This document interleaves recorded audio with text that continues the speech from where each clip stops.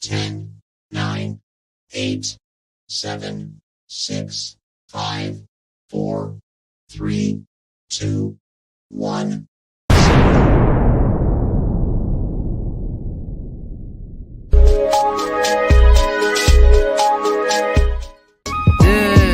Like this. Baby, you a hard stopper. Woke up in my city, yeah, I feel like Big Papa. I feel like Big Papa. Nah, nah, nah. You gotta go like this, and like this. Baby, you a hard stopper. Woke up in my city. So good evening to all, and welcome to another episode of W.A.G.E, Women Advocating for Gender Equality. I'm your host tonight, Sheila Montague, and this is a prelude of a 6-episode series entitled Married to the Lie. So, right, what is the lie referring to? The lie is referring to absolutely a lot of different lies that we have been married to, right? Joined together till death do us apparently part. And we're going to talk about some of those things today because, like in any real marriage, divorce is not a question. So we're going to have a discussion tonight on some of these issues that we're married to, right? This lie that stems insanity, right? And how it's related to so many different things that are happening now, which are very discouraging as it relates to voting in local urban areas, as it refers to laws that we have on the books that blood has been shed and fought for. And with these things being said, without any further ado, we're about to get started right after these messages.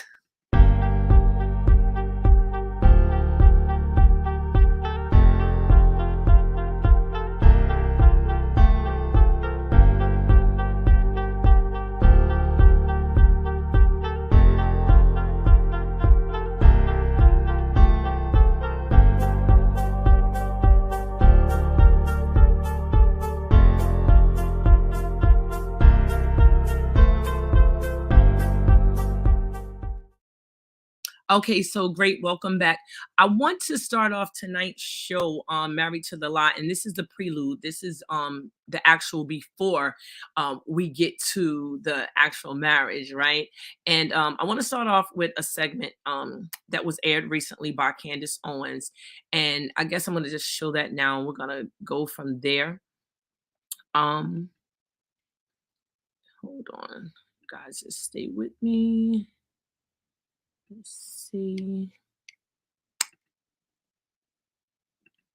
I appreciate your patience. Okay, bear with me, guys. Here it goes.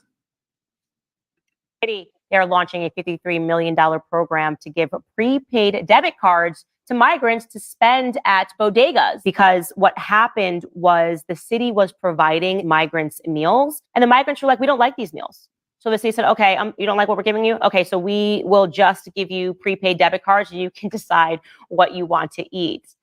That was easy. If you think I'm lying, I'm not. This is real. The pilot program is being rolled out at Roosevelt Hotel in Manhattan with 500 families that are involved. A family of 4 will get a card loaded with $1,000 a month, equivalent to $35 a day. The city is saying that they only want these cards to be used at bodegas, supermarkets, and delis. And they're going to make the migrants sign an affidavit agreeing that that's how they'll spend their money. And then they have no way to track it. They'll have no idea because it's a prepaid debit card. But hey, trust the migrants. In New York City, they're launching a $53 million. Okay, so basically what we have going on, right, is lots of money being allocated for people who are not Americans. And this is the first time we've really seen this happen in mass in such a way that is it's such a disregard to the people, the Native Americans who have been here, right? Who have been struggling, who needed a bailout at once that they did not receive. People who have just voted in most recent elections and were told that studies needed to be done for reparations to be received. And right, it's such a slap in the face to see that none of those things needed to actually even happen, because you don't even have to be a citizen in order to get funds and things that you need to be productive citizens here, right? And to be able to survive, something that many of us are struggling with. And, I look at the situation and I say, well, wow, so what do we do in that situation when we see that we're not being treated fairly? What do we do when we see what the issues are and we are still not in a space, right, where they are where our feelings are being respected, our lives are not being respected, and our struggle is not being respected, right? And so we're married to some things, so let's talk about it, right? The media. Just recently, Sean King, I guess they have taken away all of his video footage and everything that he has posted up. And that's a big deal because he literally has years of video footage, memories, news, all types of things that we don't even get to see anymore if it's been restricted from social media. So, how far does the restriction go? Do we just pretend like what's happened in front of our face hasn't happened? And again, if we've watched Sean King for years, right? Things that he's posted, things that he's said, whether or not we agree with it is beside the point. But where is our democracy when we can't be honest in our thoughts, right? In our words, and that they get stripped from social media and stripped from allowing other people the opportunity to think critically about what it is that they're hearing, right? And so that's something that we're married to, right? Media, right? We were born into that. So if we're supposed to believe media and believe what is said, and to not just believe it, but to have the opportunity to decipher whether we want to believe it or not, right? Where does that leave us? Where do we go? And especially in urban communities where so many people have disengaged from the actual voting process. And so you tell people a narrative, right? And they see something else happening before their eyes, but you tell them something else and you demand that they believe in that something else, whether it's true or not. And that's when it becomes like what I'm presenting tonight. Are we married to a lie? Can we count on the media to be unbiased in situations and events that really matter to us, right? And is that being allowed, right? So that's one lie that I think we're married to, because no matter how you cut it, at the end of the day, we're looking at a situation whereas there's a narrative, and if what you say don't go with that narrative, you won't be able to see it or observe it. Another instance where that has happened was the COVID vaccines. There were a lot of narratives about Pfizer and different medications that were being allocated to people. And oftentimes they were being mandated that we take it. I remember locally, it was even mandated for 5-year-olds to take the vaccines, right, for their safety. And again, so some people supported that, some people did not, right? And again, that is a healthy, vibrant, democratic society, right? We get to choose what it is that we want to do. Because after all, a mandate is not a law, right? We do understand that. But what happens, right, when people do uh, have a bad diagnosis from the medicine and those videos or that information is restricted and not allowed for mass public to see it, analyze it, to consider it in terms of their critical thought processes as it pertains to that? What happens during those times, right? How do we make informed decisions when information is purposely imbalanced? And so, again, I can relate this back to why people in droves have disengaged from the voting process. If you don't have the money, you don't even allow, it's not even allowed for you to have your platform to put out there in front of people. So if they can't even see, take for example, the last gubernatorial election. There was debates, right, between the two gubernatorial candidates, but little did we know it wasn't just two, it was approximately five, okay, give or take, but approximately five. The other three didn't have the opportunity to pay the $500,000 that was there to, that was the cost to be in debate at, I want to say NJPAC. And because they didn't have the money, the mass public didn't even know that these people were running. We didn't know in mass what their platforms were, if they were in our best interest, and if they were somebody that we actually wanted to vote for.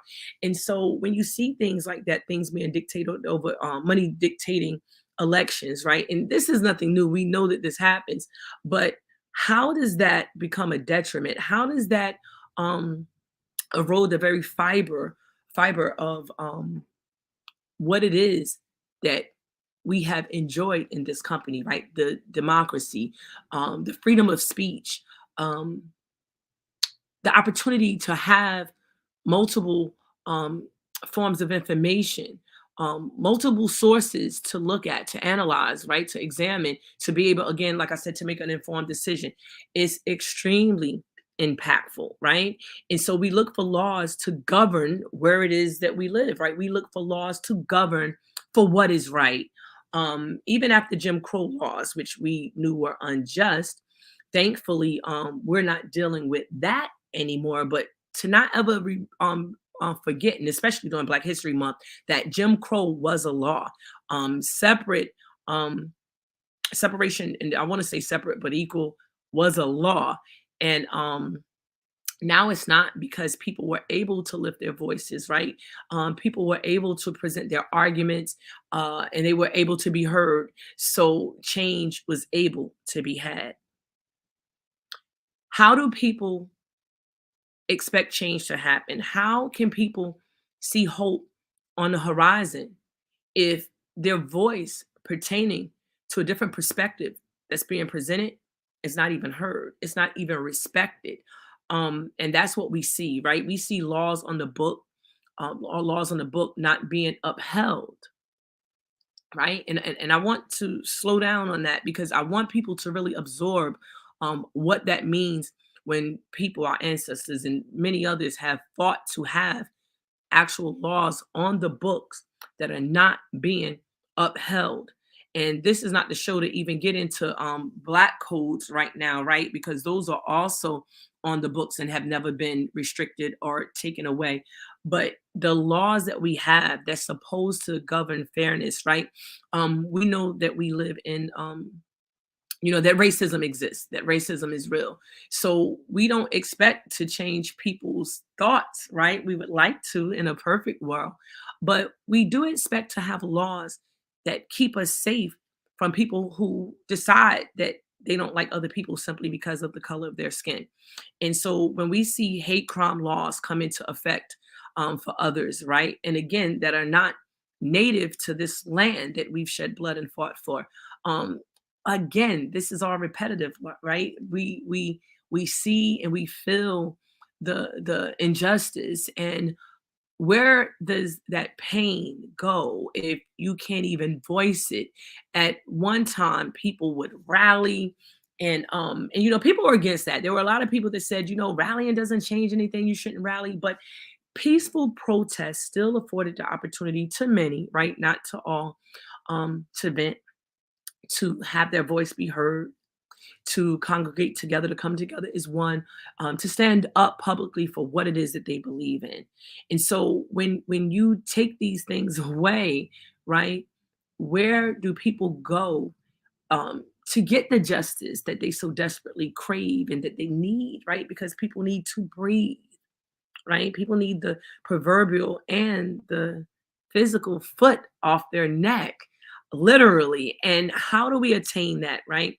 If we're not having these conversations, and if people who do, like I said, whether you agree with Sean King or not, if him and everything that he's been posted for years has been washed away from the internet, how many other people have this happened to? And are we able to even have these conversations anymore? And if people are not beat to have our conversations, are they beat to have our vote? Especially with so many immigrants coming in from other countries, right? And we want people to have asylum, right? We want people to be safe, like, so no one's saying that, let's be clear. But at the end of the day, charity does start at home. And if we're going to be charitable toward others, we first have to clean up the homeless situation that has grown exponentially over the last several years here in this nation, right? And if we don't do that first, there should be conversations centered around doing that simultaneously, even. And the truth is, it's not. I want to share another clip with you guys at this time. So you guys just stay with me.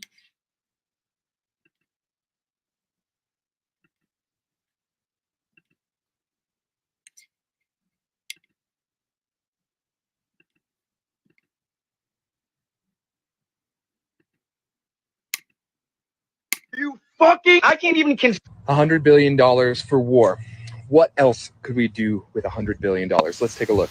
It would cost $6 billion to take care of everybody's house in Lahaina who lost it in the fire. It would cost $20 billion to end homelessness. We're at $26 billion at this point. It would cost $58 billion to send everybody in this country to university for free, giving everybody the education that they deserve to follow their dreams. That puts us at about 84 billion out of the 105 billion. Then we use the rest, the remaining $21 billion, to subsidize healthcare in the United States, especially for those who are most vulnerable. And that puts us at $105 billion. So what we were able to do is solve one of the biggest crises in our precious state of Hawaii. We're able to solve homelessness. We're able to send everybody to college for free. And then we're able to subsidize healthcare for the most vulnerable in our society for the money that Biden wants to send just this round to war. What do you think? Do you think that's a good use of funds? I don't. Right? So again, billions of dollars, absolutely billions. Hello, I see someone saying hello, Facebook user. Hi there. Billions of dollars, right? Being allocated for everything except the things that we need, right? Again, with women being 80% of the voting populace here in the city of Newark, with Black people all over the nation dictating who gets into office through their vote. I don't know if we're being treated fair in terms of promises being made and promises unkept, and it's something that at large we have to take more of a look at, right? And as we're looking at these things, we have to realize that if we're married to a lie, then that lie is never going to prosper into anything other than more pain, more hurt, more disappointment, more people living in a state of helplessness right now. And we talk about this often. There are literally people in my community that are living in cars. There are literally people who are living in the park. Why do we want people broken in that way? Why do we want people broken in that way? We're going to talk about more millions being billions, because let's be clear. Some people don't really think of how much money $1 billion actually is, because many of us, we would be lucky if we had $100,000 in our hand at one time. So $1 million is like, whoa, will we ever have that much money in our hand? And to have $1 billion, that's like unheard of, right? Nobody has a job, a career making that much, more than likely, right? Not as I know of.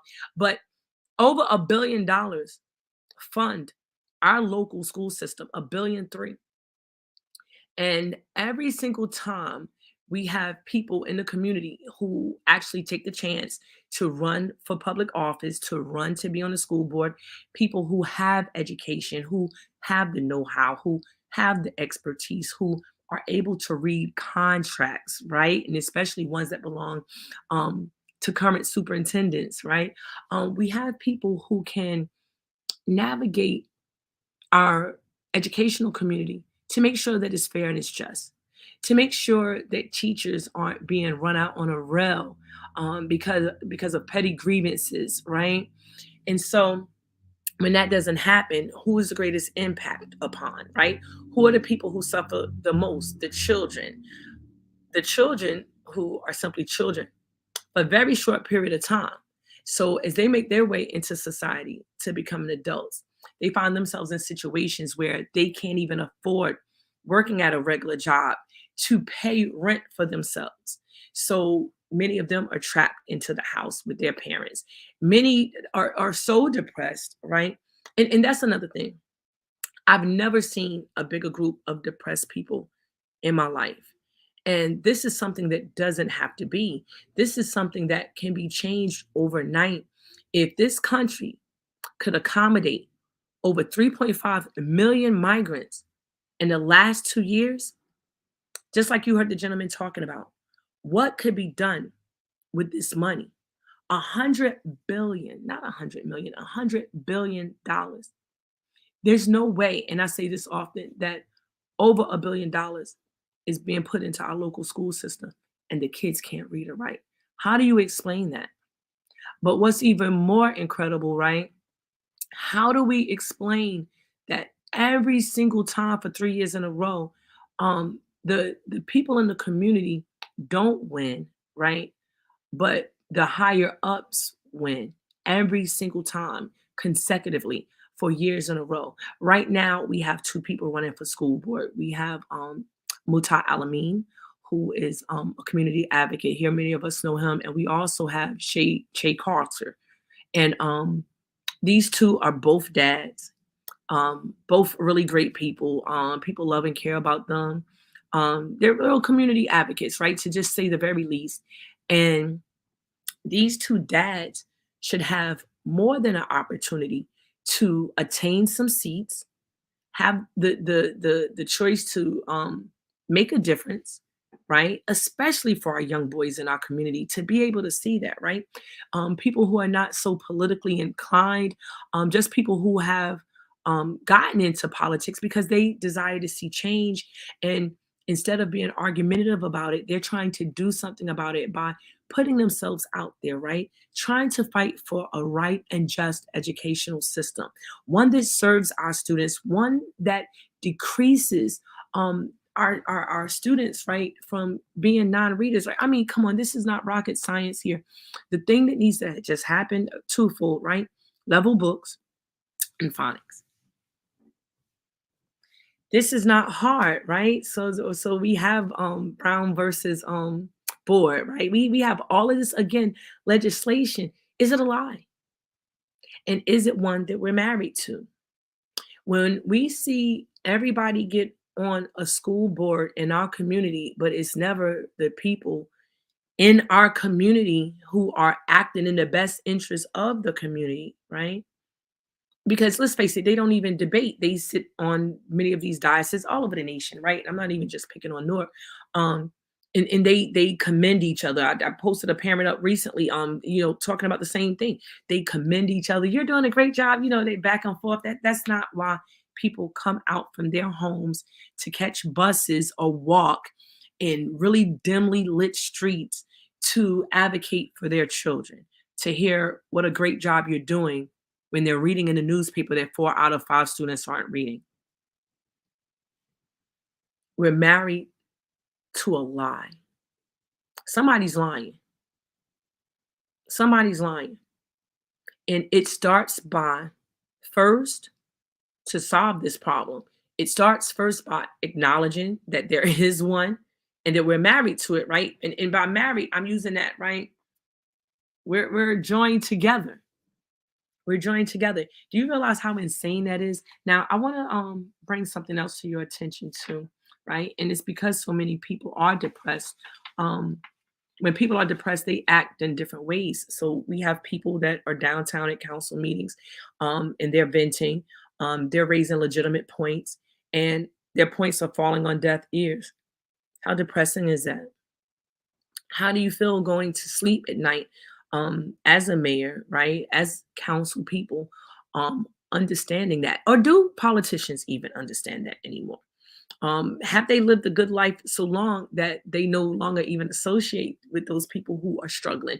And again, I'm speaking of this from all over the nation because Newark is not the only place where we hear that these types of events are happening and taking place, right? But because we live here, that's our immediate special interest, as to why are they continuing to take place when so many people are just disenfranchised. Why can't people go and speak at the council meetings? They're not fighting. Why can't they speak without being ejected because they're not saying something that feels good, right? Emotional feelings are being weighed into the equation as they get ejected from their city council. It's supposed to be about the people dictating leadership, dictating what happens in their city, not city council dictating to them what happens.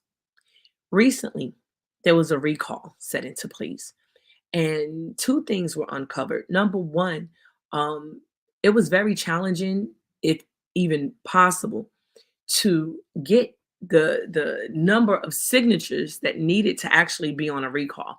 So it is still up in the air whether or not it's 10% of the people who voted or 10% of the people who actually live here. Um, no one knows. And you can call the city, you can call the county. There is no definitive answer. You can call the state.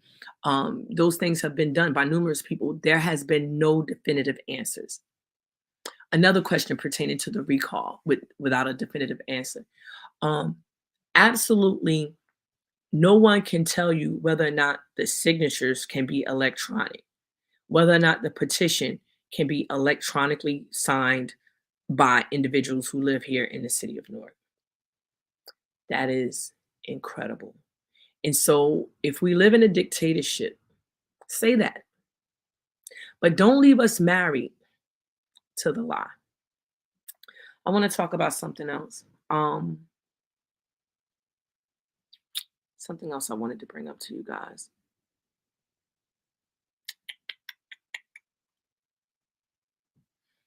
Senator Rice died recently. We know that, right? And since then, we have absolutely no men, right? In the seats of leadership here for the state of New Jersey in our sector, right? So it has come to my attention, and you guys could correct me if I'm wrong, that we have 6 women, right? 6 women, no black men, but 6 women, right? And I believe it's 3 Latino and 3 black women. I'm not going to say their names because it's not about their names right now, but what it is about, who appointed these women to be in these positions. They don't even knock your door anymore to get your vote, right? They're already in. They don't have to do voter registration. They're not concerned about that because they know if they're backed by the Democratic committee, then they're in. This is something that we would like evaluated and changed, right? Because it just doesn't incorporate people who live here in real time, people who just want their interests addressed, right? We understand to the core of politics, everyone doesn't get their way 100% of the time, but we need to understand, why is it not that we can have our voice heard? And if we do have our voice heard, it's at a detriment. So that's the other caveat, right? If you get your voice heard, it's at a detriment. Like, you're going to pay. Somebody said, what's wrong with my audio? There should be nothing wrong with my audio at all, right? So I don't know. So I'm going to start to close this down, though, because I don't want to be long tonight. Because like I said, this is just a prelude, if you will, to some things that we're married to. And it's not that we're asking for a divorce necessarily right now. But what we are asking for is a level of fairness, equity, genuine equity. I think we're asking for some oversight to the process of so-called democracy. We're asking for, I guess, oversight. If I hadn't said that, we're asking for oversight. We want to have oversight on the elections. We want to have oversight on our school board.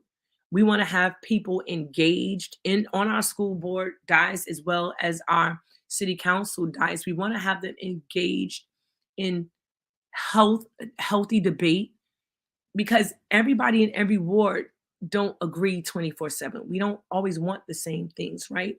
And to just have our voice heard. When people don't have an opportunity to share their voice, it says that they're not relevant, right? And so inherently we become devalued. And we don't want that for ourselves. So there's no way that we should want that for each other. So as I move forward to making sure that we have these shows that talk specifically to certain people in our community about the lies that we're married to, we want to explore that in the hopes that we reach a space where we can have some substantial change, that people feel more compelled to be involved in a voting process because they realize that they're a part of it, right? That they feel like they're not going to be reprimanded for going downtown at a city council to speak on issues, being inquisitive about who's getting monies, right? For different programs in their community. People should be able to do that without getting assaulted.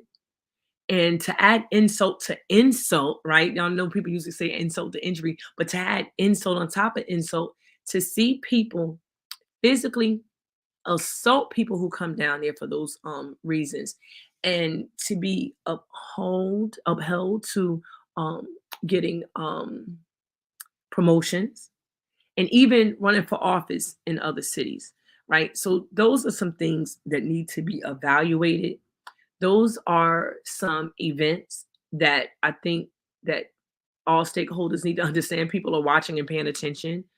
Um, we understand that Facebook, for whatever reason, uh, doesn't always allow for certain people to use the interactive tool as we could to just share our thoughts and concerns together. And because we understand that, right? I guess people kind of formulate their own groups outside of Facebook, right? And so when you shut down one thing, right, other things will come up. It has always been like that historically, and so nothing changed, right, from sending pigeon carriers once upon a time.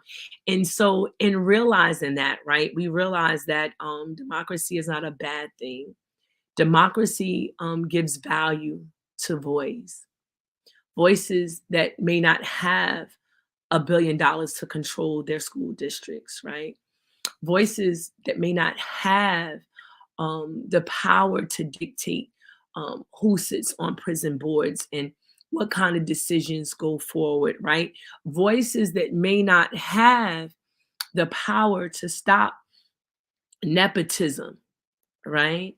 Nepotism like Brendan Gill's wife running for a seat or having a seat here, right?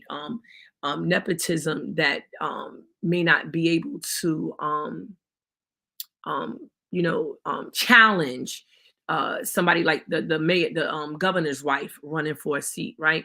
We watch those things, right? And you can't shoot the messenger, right? But what you can do is consider how people feel about these situations, and to also consider what can be done to rectify wrong when the goal is to move forward, right? Um, we're married, we're here, and for the foreseeable future, I don't think a divorce is even imminent. So we want to see how we mesh together, how we increase the voting populace, how we increase the quality of life, how we increase people being able to participate in dialogue, and to be honest in that dialogue in a way that they don't feel that. Let me see something because I see some comments here, and I'm sorry I didn't see them before. Okay, Edward. Hi, Edward. Um, I'm on different streams. For those of you, just so that you know, I'm on Facebook streamed. I'm in W.A.G.E, the group, streaming, and I'm also on YouTube streaming live. So if I'm missing some of your comments, I apologize. I see that you, Edward says that both are good candidates. Absolutely, and yeah, so it shouldn't be about money, right? Because wealth comes in many forms, and it's not just that is monetary, right? Wealth comes in health, and people's voice are devalued. Their health decreases, right? And it's one of the reasons why, again, so many teachers, for example, are leaving in droves from the school system because what they have to say is not valued. And why is it not valued? When you put people in position over educators, and I'm just using that for an example, when you put them over the position of educators and they're not educated, right? people are not going to savvy to that. And so when we have people that are sitting on our school board, there should be people that have a certain level of understanding, right? Of issues that matter to the community in which they want to get elected to serve. And so again, we have Muta Alameen, we have Che Coulter who are running for school board. I wish these gentlemen luck, but we have seen time and time again, time and time after time again, really good people. Phil Wilson was a candidate that ran recently. As a dad, we need to see men, right? A variety of different men. He wanted to bring back the trade so that we wouldn't have so many young men, matriculating out of high school and not even having a trade to take care of themselves, to afford to get them a home, right? But we have, we have all of this, going on with the jail systems, right? I look at the people on this board, and we're going to talk about this the next time, not this time. But I will say a couple of things, and then I'm going to wind down because you always say 52. I'm going to take a couple of more minutes. The organizations that we have had in our communities, these organizations are compromised. And if they are compromised, they're not going to do us any good at all. Sean says, I had to leave working for the Newark School District because of nepotism. You see what I'm saying? And shout out to you, Sean, for coming on and just being honest about it, because this is a much more huge conversation that's happening on this live tonight. And while people can attempt to create their own narrative, we live in an information age, so people are not going to buy in to the created propaganda, right? Like, we're looking at this, are you kidding? Are you kidding? And so we see what's going on. And if be mindful, the teachers are working class people in the community who are not working anymore. And so when you run those teachers out and we see these test scores, we got to wonder, was this happening by design? Because if it's not happening by design and someone wishes to rectify the situation with the billions, not millions, with the billions of dollars that's being allocated to so many people who are incoming into this country, how could this problem not be solved? How could teaching phonics still not be a thing with kids not being able to read? It doesn't make sense, right? And so what does make sense, right, is for people to come out and speak on those things, but then they get reprimanded. And so then they don't want to speak on them in publicly anymore. But those people still see that, right? And so if you back a cat into the corner, what happens is never a good thing. And Sean says, I was there for 26 years. Wow, on top. But yes, that's another conversation. No, Sean, it's definitely the right conversation to be having, because losing teachers like yourself, like I said, we only can, we can only surmise that this is part of the reason for our kids not being able to read or write. And kids who can't read or write, right, are kids that's going to be easily controlled, easily manipulated, you would think, by certain things, but not so much, because people are not dumb. People are watching, people see what's going on. And again, if you can just behold where we are right now, globally, information is out there, is fast, is furious. We see people every day. I think it was a superintendent somewhere in New Jersey. I caught a glimpse of an article today that they said that he was accused of nepotism. Something happened. He tried to put his son in as a substitute teacher, right? We just seen right here in the city of Newark, one of the school board members who actually lied, and had the second set of ethic charges against them, right? Because their father, they declined to reveal that the father, was not only, working for the board, but was also a sitting councilman in the city, and also as far as allegedly, right, running for mayor now. Yeah, for those who haven't heard, and again, I use that word allegedly, right? Running for mayor in the city of Newark. So we have some situations here, right? And if we continue down this path where we're isolating the people here, we're isolating the stakeholders, right? People are not going to allow that to continue happening because some people at the top, like I said, may be getting crumbs and nothing is trickling down. Nothing is trickling down. Kids can't even get an education. People can't even enjoy their parks. And in many places, parks and schools are being taken away to accommodate, again, migrants that are here in this country to the tune of over 3.5 million. So we have some things to consider, right? But just brief and just getting back to, what I wanted to say about the corporations, not the corporation, but the organizations such as NAACP, and you can name them, whatever organization, the faith-based groups, they've all been compromised. So you have a strong group, right, of people in Newark, 350 at least 320,000 plus residents, right? That's a lot of people, right? And so you have people all over the place waiting for direction. Where is it coming from? The organizations are no longer the people to give the organization the direction anymore. I heard a lot of people, and I saw people posting about, and a few people texted me about, the fact that people haven't been posting a lot for African American History Month. And, my response to that is like, how could you? We're watching you sell out. How could you wait until February when you haven't been doing that all year long and start talking about Martin Luther King or anybody else, right? That is who we're married to. And like I said, when the divorce is not imminent, we have to start working on some solutions. And now is not the time or the place to give up, right? It's not the time or the place to give up. So with that being said, I just want to say that if the organizations are cars without gas that are not moving, we have to identify other forms of transportation. And I'm speaking metaphorically, and I'm hoping that you understand what I'm saying.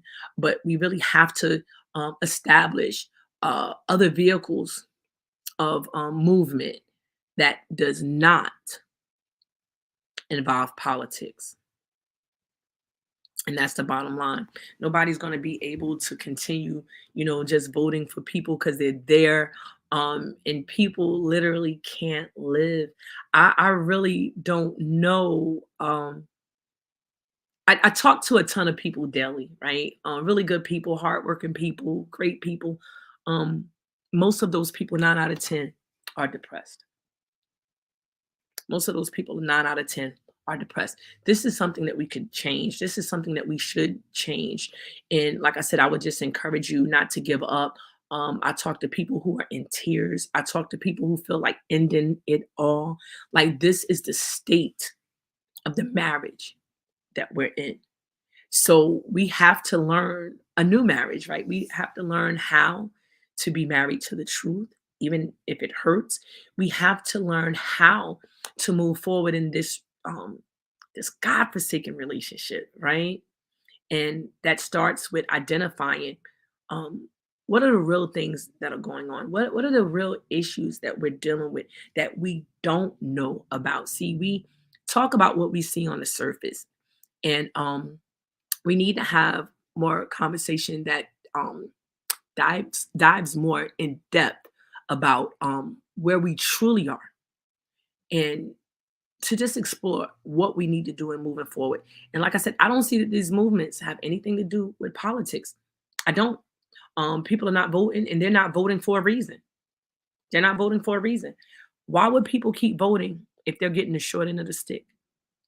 And I can't explain in words how disrespectful it is to afford over 305 million migrants monies when you have constantly told us not only that we couldn't get reparations, but you have, through this marriage, actually brainwashed people to believe that they're in the wrong for even thinking that they should get reparations.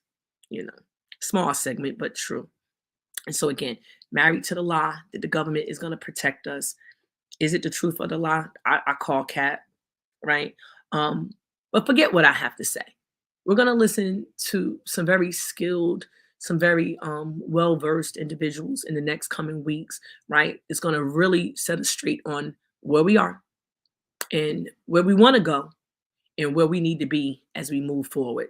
Thank you guys for joining us tonight. And until next time, I want to see you guys joining in. I see the comments coming up. Thank you for the support. Please continue to comment. Please feel free to share this show. For those of you who missed it, I will post it again. You can it's live streamed on YouTube.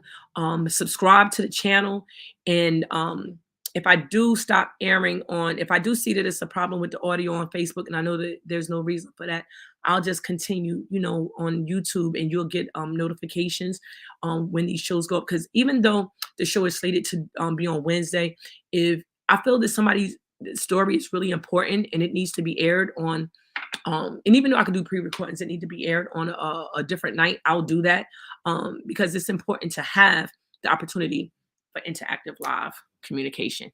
Until next time, everybody. Peace. Hold on, let me just check. I'm gonna make sure. Okay, I see you guys comment. Thank you. I appreciate them all. But I think we're gonna bring it to a close right now. Thank you for joining me. I stayed on a few minutes longer because I got on a few minutes, later than what I had to be. Again, thank you for joining.